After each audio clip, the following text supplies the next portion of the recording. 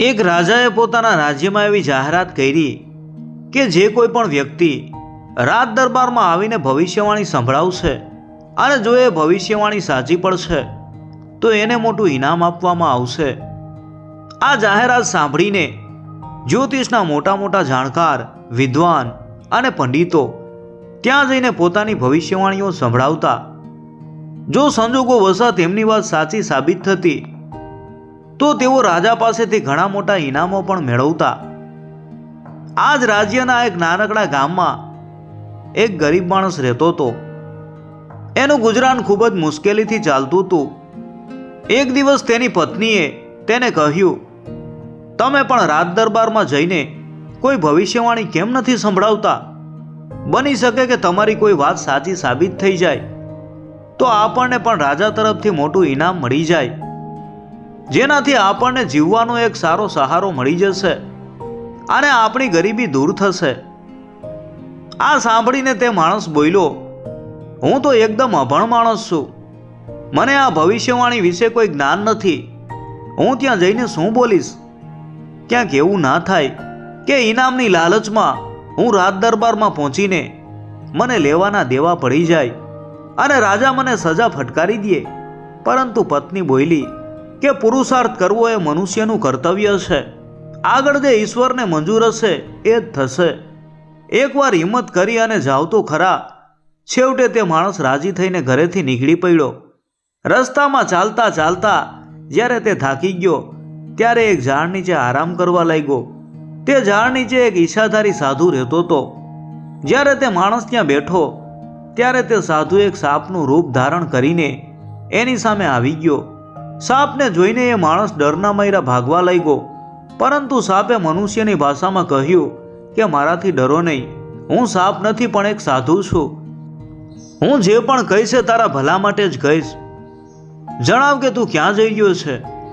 માણસે કહ્યું કે રાજાએ જાહેરાત કરી છે કે સાચી ભવિષ્યવાણી કરનારને ઇનામ મળશે, હું અભણ છું, પત્નીના કહેવાથી નીકળી તો ગયો છું પણ મને ખબર નથી કે ત્યાં જઈને હું શું કહીશ। આ સાંભળીને ત્રિકારદર્શી સાધુ બોલ્યા, રાજ દરબારમાં જઈને રાજાને કહેજે કે આવનારા સમયમાં આ દેશમાં આગનો પ્રકોપ ખૂબ જ વધવાનો છે, એની અગ્નિકાંડથી બચવાની વ્યવસ્થા પહેલાથી જ કરી લઈએ। તે માણસે રાજ દરબારમાં જઈ અને રાજાને બરાબર એવું જ કહ્યું। રાજાએ તેને પોતાના મહેલમાં જ રોકી લીધો। થોડા સમય પછી સાધુની વાત સાચી પડી અને ભયંકર આગ ફાટી નીકળી, પરંતુ રાજાએ પહેલાથી જ બચવાની વ્યવસ્થા કરી રાખી હોવાથી કોઈ મોટું નુકસાન ન થયું। રાજાને તે માણસ ઉપર બહુ શ્રદ્ધા બેસી ગઈ। રાજાએ તેને ખૂબ મોટું ઇનામ આપ્યું અને કહ્યું કે મિત્ર, મારા લાયક બીજી કોઈ સેવા હોય તો જણાવો। હવે તે માણસના મનમાં પાપ જાગ્યું। એણે વિચાર્યું કે આ બધું સન્માન અને ધન મને પેલા સાધુના કારણે મળ્યું છે, જો રાજાને આ વાતની ખબર પડી જશે કે આ ભવિષ્યવાણી મારી નહોતી તો મને સજા મળશે, એટલે એ જ સારું રહેશે કે હું એ સાપને જ મારી નાખું। આવું વિચારીને તેણે રાજાને કહ્યું, હે રાજન, કેટલાક મજૂરો સાથે સૂકી લાકડીઓના ભારા મારી સાથે મોકલાવી આપો। જ્યારે તે માણસ મજૂરો સાથે પેલા ઝાડ પાસે પહોંચ્યો ત્યારે તેણે મજૂરોને સાપના દર ઉપર લાકડીઓ મૂકી અને આગ લગાવવાનું કહ્યું। મજૂરોએ તેવું જ કર્યું। માણસે વિચાર્યું કે હવે એ સાપ મરી ગયો હશે। આ જ વિશ્વાસ સાથે તે ઘરે આવ્યો અને મળેલું ધન પત્નીને આપી દીધું। હવે તેઓ સુખેથી જીવવા લાગ્યા। થોડા જ દિવસોમાં મફતનું મળેલું બધું ધન પૂરું થઈ ગયું। એ માણસ અને એની પત્ની ફરીથી પહેલા જેવા જ ગરીબ હાલતમાં આવી ગયા। ઘરમાં ખાવાના પણ સાંસા પડવા લાગ્યા। ત્યારે એની પત્નીએ ફરીથી તેને કહ્યું, તમે ફરી એકવાર રાજ દરબારમાં જાઓ, કદાચ રાજા ફરીથી ખુશ થઈને આપણને બીજું ઇનામ આપી દે, જેનાથી આપણા ઘરનું ગુજરાન સારી રીતે ચાલી શકે। આ સાંભળીને તે માણસ ખૂબ ગભરાઈ ગયો। એ મનમાં વિચારવા લાગ્યો, જે સાધુની મદદથી મને આટલું બધું ધન મળ્યું હતું એને તો હું મારા પોતાના હાથે આગ લગાવીને મારીને આવ્યો છું। હવે હું કોની પાસે જઈશ અને રાજાને જઈને શું કહીશ? પરંતુ એની પત્નીએ એટલી બધી જીદ કરી અને એને મજબૂર કર્યો કે એને કંટાળીને ફરીથી ઘરની બહાર નીકળવું જ પડ્યું। ચાલતા ચાલતા તે માણસ ફરીથી એ જ ઝાડ નીચે આવીને બેસી ગયો। જ્યાં તેને પેલો ઈચ્છાધારી સાધુ મળ્યો હતો. અચાનક ત્યાં ફરીથી પેલો સાધુ એક બીજા રૂપમાં તેની સામે આવીને ઊભો રહી ગયો અને બોલ્યો, હું એ જ સાપ છું જેના ઘરને તું આગ લગાવીને જતો રહ્યો હતો. આ સાંભળતા જ તે માણસ ડરના માર્યા થરથર ધ્રુજવા લાગ્યો અને ત્યાંથી જીવ બચાવીને ભાગવા લાગ્યો. એને લાગ્યું કે મેં આને મારવાની કોશિશ કરી હતી, એટલે હવે આ સાપ મને જીવતો નહીં છોડે. પરંતુ ઈચ્છાધારી સાધુએ એને પાછળથી બૂમ પાડીને કહ્યું, અરે ભાઈ, મારાથી ડરવાની કોઈ જરૂર નથી. મારી વાત ધ્યાનથી સાંભળ. હું તારું ક્યારેય ખરાબ નહીં કરું. હું તો હંમેશા તારા ભલા માટે જ વાત કરીશ. સાધુની વાત સાંભળીને એ માણસ ધીમે ધીમે પાછો ફર્યો. ત્યારે સાધુએ તેને શાંતિથી પૂછ્યું, હવે તું ક્યાં જઈ રહ્યો છે? એ માણસે ધીમા અવાજે કહ્યું, પેલા જ્યાં ગયો તો ત્યાં જ અત્યારે ફરીથી જઈ રહ્યો છું. સાધુએ પૂછ્યું, હવે ત્યાં રાજ દરબારમાં જઈને રાજાને શું કહીશ? માણસે લાચારીથી જવાબ આપ્યો કે હું તો મારી પત્નીના કહેવાથી અહીં આવ્યો છું. મને કંઈ ખબર નથી કે મારે રાજાને જઈને શું કહેવાનું છે. ત્યારે સાધુએ તેના ઉપર દયા ખાઈને કહ્યું, હવે તું રાજ દરબારમાં જઈને રાજાને કહેજે કે આ વખતે દેશમાં વરસાદ ખૂબ જ વધારે પડવાનો છે. ચારે બાજુ પાણી ભરાઈ જશે અને પૂર આવવાનો મોટો ખતરો છે. એટલા માટે પૂરથી બચવા માટેની બધી તૈયારીઓ અને ઉપાયો પહેલાથી જ કરી લેવા. સાધુની વાત માનીને તે માણસ સીધો રાજ દરબારમાં પહોંચી ગયો. તેણે રાજાને જઈ અને કહ્યું, હે રાજન, આ વખતે આપણા રાજ્યમાં ખૂબ જ ભારે વરસાદ પડશે અને પૂરનો મોટો ખતરો છે. તેથી પ્રજાને બચાવવા માટે અત્યારથી જ ઉપાય કરી લ્યો. રાજાને તો એ માણસ ઉપર પહેલાથી જ અતૂટ વિશ્વાસ હતો. રાજાએ તરત જ તેના રહેવા અને ખાવા પીવાની ખૂબ જ સારી વ્યવસ્થા કરી લીધી અને સમય આવવાની રાહ જોવા લાગ્યો. થોડા સમય પછી ખરેખર રાજ્યમાં ખૂબ જ ભારે વરસાદ પડ્યો, પરંતુ રાજાએ પૂરથી બચવાની બધી જ તૈયારીઓ અગાઉથી જ કરી રાખી હતી, એટલે રાજ્યમાં કોઈ નુકસાન થયું નહીં. પેલા માણસની ભવિષ્યવાણી ફરી એકવાર સાચી પડી. આ જોઈને રાજા ખૂબ જ ખુશ થઈ ગયા. તેણે તે માણસને ઘણું બધું ધન આપ્યું અને પ્રેમથી કહ્યું, હે મારા પ્રિય મિત્ર, મારા લાયક બીજી કોઈ સેવા હોય તો વિના સંકોચે મને જણાવો. એ માણસના મનમાં ફરીથી પાપ અને લાલચ જાગી ઉઠ્યા. એ બોલ્યો કે રાજન, ધન તો તમે મને ઘણું બધું આપી દીધું છે, પણ મારા દિલની એક ઈચ્છા છે. પાણીથી ભરેલા મોટા મોટા માટલા અને વાસણો લઈને કેટલાક મજૂરોને મારી સાથે મોકલી આપો. રાજાએ તરત જ તેની વાત માની લીધી. એ માણસ પેલા મજૂરોને લઈને સીધો એ જ ઝાડ પાસે પહોંચ્યો જ્યાં પેલા સાપનું દર હતું. તેણે મજૂરોને આદેશ આપ્યો કે આ દરને ખોદીને અહીં એક મોટો ખાડો બનાવો અને એને પાણીથી પૂરેપૂરો ભરી દો.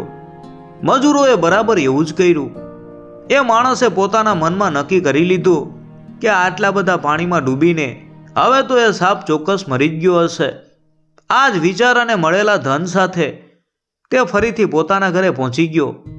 ઘરે પહોંચીને પહેલા માણસે ફરીથી બધું મફતનું ધન પોતાની પત્નીના હાથમાં આપી દીધું.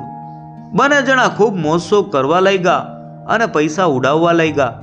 પણ મફતનું ધન કેટલા દિવસ ચાલે? થોડા જ મહિનાઓમાં એ બધું ધન પણ ખલાસ થઈ ગયું. હવે ફરીથી એમના ઘરમાં ખાવાના ફાંફા પડવા લાગ્યા. બંને ભૂખે મરવા લાગ્યા. એની પત્નીએ ફરીથી કચકચ શરૂ કરી. તેણે કહ્યું, તમે ફરીથી રાજા પાસે જાઓ ને, કદાચ આ વખતે પણ આપણો મેળ પડી જાય અને થોડા પૈસા મળી જાય, તેથી ઘર ચાલે. એ માણસ પોતાના મનમાં વિચારવા લાગ્યો, પેલા મેં એ સાધુને લાકડા મૂકીને આગ લગાવી, પછી મેં એના દરમાં પાણી ભરાવીને એને ડૂબાડીને મારવાની કોશિશ કરી. મેં એની સાથે કેટલો મોટો દગો કર્યો છે. હવે હું ક્યાં મોટે એની પાસે જઈશ?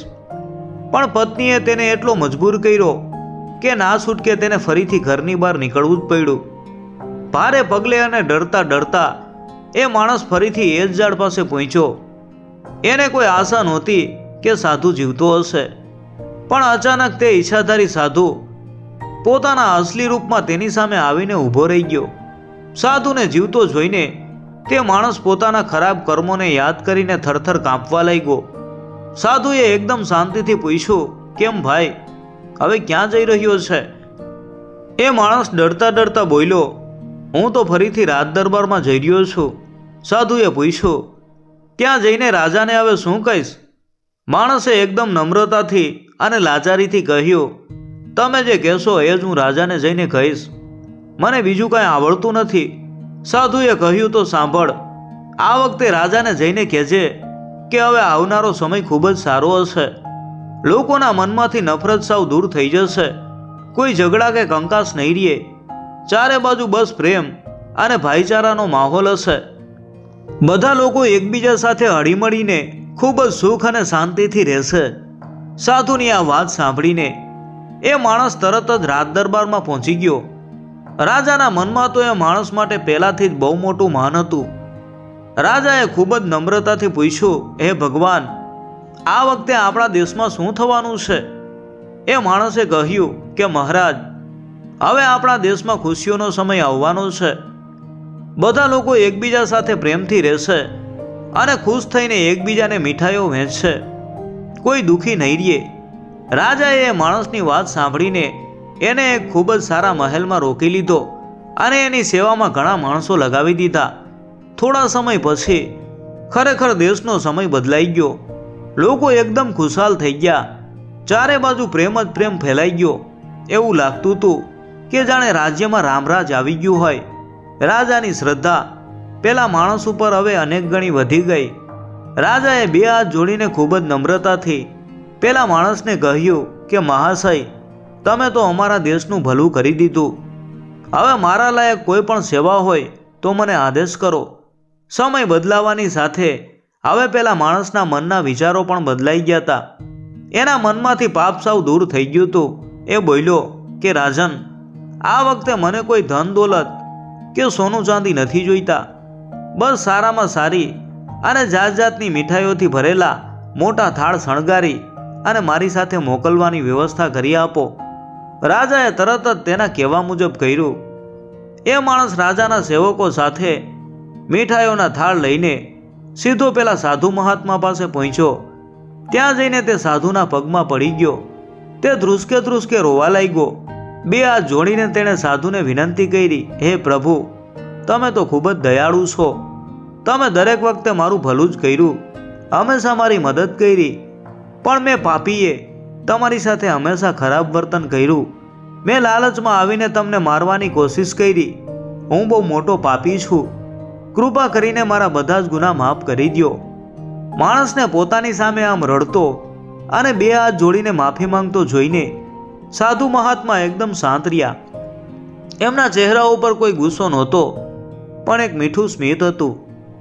એમણે પેલા માણસને પોતાના હાથેથી ઊભો કર્યો અને ખૂબ જ પ્રેમથી તેના માથા ઉપર હાથ ફેરવો. સાધુ મહાત્મા એકદમ મધુર અને શાંત અવાજમાં બોલ્યા કે બેટા, શાંત થઈ જા. તું આમ રડીશ નહીં. આમાં તારો કોઈ વાંક નથી. તું તારી જાતને દોષ ના આપ. આ બધું સમયનો પ્રભાવ છે. સમયનું ચક્ર જ એવું છે કે એની સાથે દરેક માણસે તાલ મિલાવવો જ પડે છે. માણસ સમયની આગળ એકદમ લાચાર છે. એ માણસ આ વાત કંઈ બરાબર સમજો નહીં. એટલે સાધુએ તેને વિસ્તારથી સમજાવતા કહ્યું કે યાદ કર બેટા, એક સમય એવો આવ્યો હતો જ્યારે આખા દેશ ઉપર અગ્નિનો એટલે કે ભયંકર આગનો પ્રકોપ છવાયેલો હતો. ચારે બાજુ આગ લાગવાની હતી. હું પણ આ જ રાજ્યમાં રહું છું, એટલે એ આગની ગરમી મારા સુધી પહોંચવી પણ સ્વાભાવિક જ હતી. એ સમયે ખરાબ સમયની અસર તારા મગજ ઉપર પણ થઈ અને તે મારા દરમાં લાકડા મૂકીને મને આગ લગાવીને મારવાની કોશિશ કરી. સાધુએ આગળ કહ્યું. ત્યાર પછી સમયનું ચક્ર ફર્યું અને બીજો સમય આવ્યો. એ સમયે રાજ્યમાં પાણીનું જોર વધવાનું હતું અને ચારે બાજુ પૂર આવવાનું હતું. એની અસર પણ મારા ઉપર પડવાની જ હતી. એટલે સમયના એ પ્રભાવ હેઠળ આવી અને તે મારા દરમાં પાણી ભરાવી અને મને ડૂબાડી દેવાનો પ્રયત્ન કર્યો. એમાં તારો કોઈ દોષ નહોતો. એ પાણીના સમયની અને પરિસ્થિતિની અસર હતી. માણસ આ બધું સાંભળી અને એકદમ આશ્ચર્યચકિત થઈ ગયો. સાધુએ હસતા હસતા કહ્યું, અને હવે જો, સમય ફરીથી એકદમ બદલાઈ ગયો છે. અશાંતિ, ઝઘડા અને કંકાસનો ખરાબ સમય હવે પૂરો થઈ ગયો છે. હવે ચારે બાજુ ખુશીઓ અને પ્રેમનો માહોલ છે. તો જોઈ લે, સમય બદલાવાની સાથે તારા મનના વિચારો પણ બદલાઈ ગયા. ક્યાં તું મને મારવા માંગતો હતો અને અત્યારે તું મારી સામે આટલી બધી મીઠાઈઓ લઈને ઊભો છે. અત્યારે તું મારી સાથે એકદમ સારો વ્યવહાર કરી રહ્યો છે. આ બધું સમયના પરિવર્તનની વાત છે. સમય માણસની બુદ્ધિ બદલી નાખે છે, એટલે આમાં કોઈ બીજાને દોષ ન આપવો જોઈએ. આ સાંભળીને માણસની આંખો ખુલી ગઈ. એ સમજી ગયો કે દુનિયાની આ માયા અને મફતનું ધન બધું નકામું છે. તેણે ફરીથી બે હાથ જોડીને કહ્યું, હે ભગવાન, તમે મને સાચું જ્ઞાન આપ્યું છે. હવે મને આ પાપી જીવનના કલ્યાણનો કોઈ ઉપાય બતાવો. હું મારા જીવનમાં હવે શું કરું? મહાત્માએ તેને સાચો રસ્તો બતાવતા કહ્યું કે બેટા, હવે તું આ બધી માયા અને લાલચ મૂકી દે. કોઈ સારા સંત અને સદગુરુની શોધ કર. રોજ એમના સત્સંગમાં જા. તેમણે કહેલી સારી વાતો અને વચનોનું પાલન કર. ઈશ્વરના નામનો રસ્તો પકડી લે અને ભક્તિ કર. આમ કરવાથી તારો આત્મા જન્મ અને મરણના આ ફેરામાંથી મુક્ત થઈ જશે અને તને સાચા સુખની પ્રાપ્તિ થશે. એ માણસે સાધુ મહાત્માની વાત પૂરા દિલથી માની લીધી. તેણે બધું જ ધન દોલત અને લાલચ છોડી દીધી અને ઈશ્વરની ભક્તિમાં લાગી ગયો. સારા કર્મો કરીને છેવટે તેને મોક્ષની પ્રાપ્તિ થઈ ગઈ. આ વાર્તા આપણને શીખવે છે કે સમય સૌથી વધુ બળવાન છે. સારો કે ખરાબ સમય માણસની વિચારસરણી અને બુદ્ધિ ઉપર ખૂબ જ ઊંડી અસર કરે છે. સમય અને સંજોગો પ્રમાણે માણસના વર્તનમાં પણ ફેરફાર થતો રહે છે, પરંતુ આપણે હંમેશા એ યાદ રાખવું જોઈએ કે સાચું સુખ અને શાંતિ ક્યારેય મફતના પૈસા કે લાલચમાં નથી હોતા. સાચું સુખ સારા વિચારો, સત્સંગ અને ઈશ્વરની ભક્તિમાં જ છે. ગમે એવો ખરાબ સમય આવે તો ધીરજ રાખવી અને સારો સમય આવે ત્યારે ક્યારેય અભિમાન કે લાલચ ન કરવી. એ જ જીવન જીવવાની સાચી રીત છે. મિત્રો, જો તમને આ વાર્તા ગમી હોય તો વિડીયોને લાઈક કરજો અને કોમેન્ટમાં જય માતાજી લખવાનું ભૂલતા નહીં.